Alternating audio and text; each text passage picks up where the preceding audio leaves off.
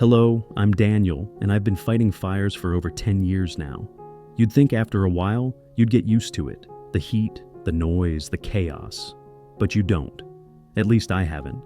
Some nights, I still sit here, and it's like I can feel the flames licking at my back, hear the roar of it swallowing everything in its path.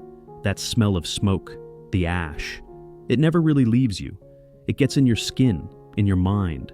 Some people think we're fearless. We're not. We just keep moving anyway. This one fire, though, this one was different. It was the Topanga Ridge Fire in early January 2025. They said it was one of the worst in years. I don't know if it was the winds or the heat or just bad luck, but that thing moved like it was alive, like it was hunting. Thousands of people had to evacuate, homes were lost. Whole lives turned to ash in a matter of hours. And in the middle of it all, there was us, my crew, trying to hold the line, trying to save whatever we could. It started like any other deployment. The call came in the way it always does, clipped, urgent, no room for hesitation. We suited up and headed out to the edge of the evacuation zone, where the fire had jumped a ridge and was barreling toward a row of houses. I remember standing there, looking up at the sky. It was this sickly orange, like the sun had gone out and left us with nothing but firelight. The air was so thick with smoke, it felt like you couldn't even swallow it. I kept telling myself to focus, one house at a time, one call at a time. That's how you get through it. But there's always this little voice in the back of your head, whispering, what if this is the one that breaks you? What if you don't make it out this time? We started clearing houses, working our way down the street. I remember stepping into this one yard and seeing a swing set covered in ash. There were kids' toys scattered everywhere, a bike left on its side. Whoever lived there had gotten out in a hurry. And that's the thing about fires. When you see what people leave behind, it tells you everything. What they loved, what they valued, what they had to abandon. And sometimes, what they couldn't take with them. We found a dog tied up in one of the backyards, barking itself hoarse. It was so scared it wouldn't let me get close at first. But I got down on one knee, held out my hand, and just waited. You learn to be patient in this line of work. Eventually, the poor thing came to me, shaking like a leaf. I unclipped the leash and carried it back to the truck, where one of my crewmates took over. That was the first save of the day. It should have felt like a victory, but all I could think was, how many more are out here, hiding, too scared to make a sound? That's when I heard it, a sound I'll never forget. Faint, almost drowned out by the roar of the fire, but unmistakable. A whimper, high-pitched, desperate. At first, I thought it was my mind playing tricks on me. Adrenaline will do that to you. But then I heard it again. My crew was already shouting at me to move on, to stick with the plan. The fire was closing in fast, and the wind was making it unpredictable. But I couldn't ignore it. There's something about that kind of sound. It gets under your skin, digs into your chest. It's a call for help. And when you hear it, you either answer it or you don't. I answered. I followed the sound, moving toward the back of the property. Every step felt heavier, like the air itself was trying to stop me. The smoke was thicker here, clinging to everything, choking out what little light there was. My radio crackled in my ear, my crew telling me to get out, that it wasn't safe. But I couldn't turn back. Not yet. And then I saw it. A barn, if you could even call it that anymore. The roof was sagging, the walls blackened and splitting apart. It looked like it was one gust of wind away from collapsing completely. And that sound, the whimper, it was coming from inside. I stood there for a second, just staring. The smart thing would have been to leave. The fire was moving fast, and I had no idea how stable that structure was.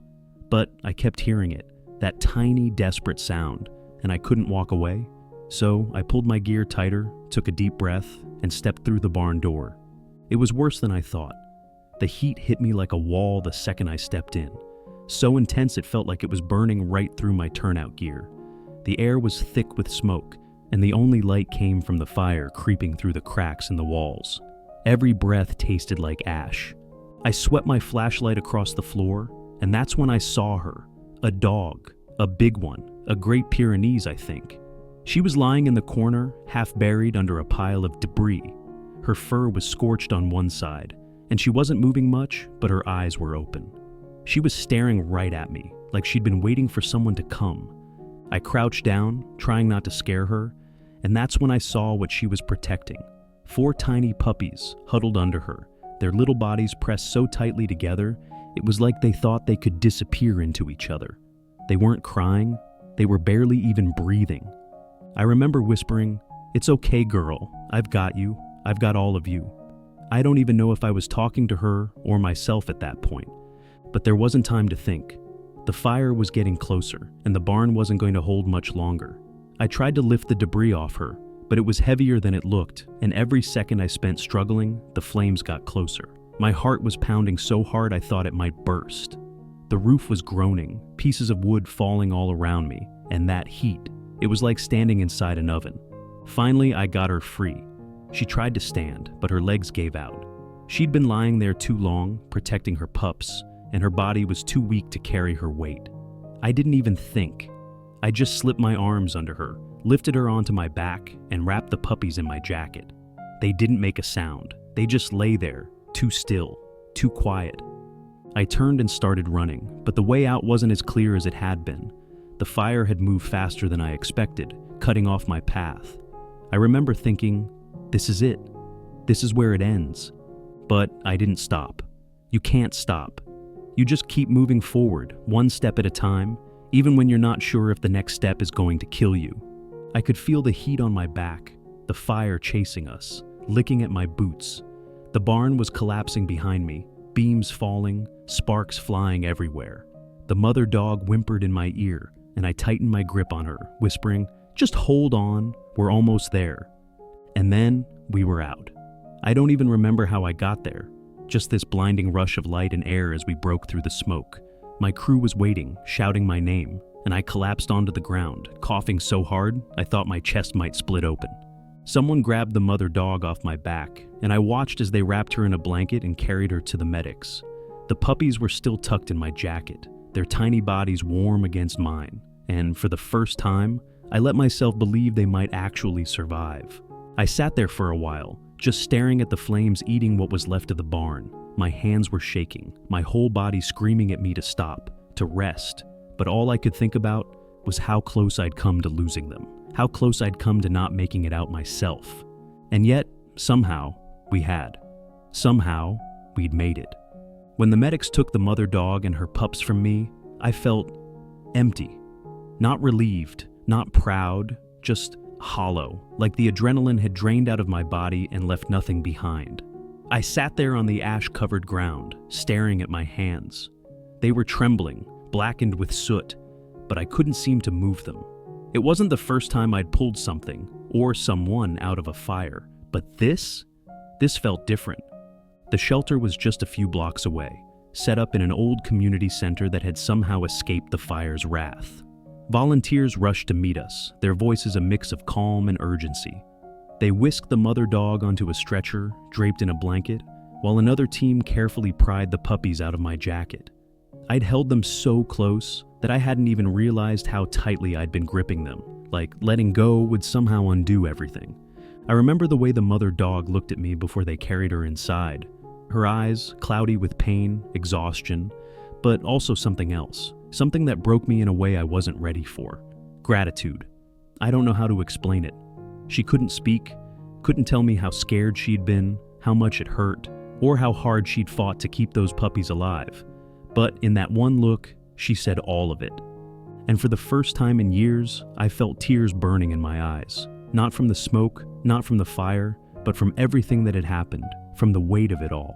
Later that night, when the fire had finally started to die down and the winds had shifted, I went back to check on them. The shelter was quiet, just a few volunteers moving around with hushed voices. The mother dog was lying on a blanket, hooked up to an IV, her bandaged side rising and falling with each shallow breath. The pups were curled up next to her, tiny but alive. I sat down on the floor beside them, not saying anything, not touching them, just being there. Watching her breathe, watching the puppies nuzzle into her side, and I thought about how close we'd all come to dying, about how easy it would have been to walk away when I first heard that whimper, to listen to my crew, to play it safe. But I didn't, because she didn't. That dog didn't give up, even when the fire was closing in, even when her body was breaking down. She stayed, she fought, and somehow she kept them alive. I wasn't their savior. She was. I just gave her the chance to finish what she started. This job, it does something to you. You see things no one should ever have to see. You feel things no one should ever have to feel. And there are days when it gets so heavy, you wonder if it's worth it, if you're strong enough to keep going. But then there are moments like this. Moments where you see what it means to fight for something bigger than yourself. Where you realize that every life, no matter how small, no matter how scared, deserves a chance. That mother dog reminded me of something I'd forgotten. Something I think we all forget sometimes. That courage isn't the absence of fear, it's what you do in spite of it. I don't know what happened to her after that night. The shelter said they'd find her and the puppies a good home, far from the fire zones. I like to think they're out there somewhere, safe and happy, running through some green field without a care in the world. And as for me, I'm still here, still fighting fires, still answering those calls. Because of her. Because of the way she looked at me that night, with those tired, grateful eyes. Thank you so much for listening to my story. Please like and subscribe, and comment other stories you would like me to tell.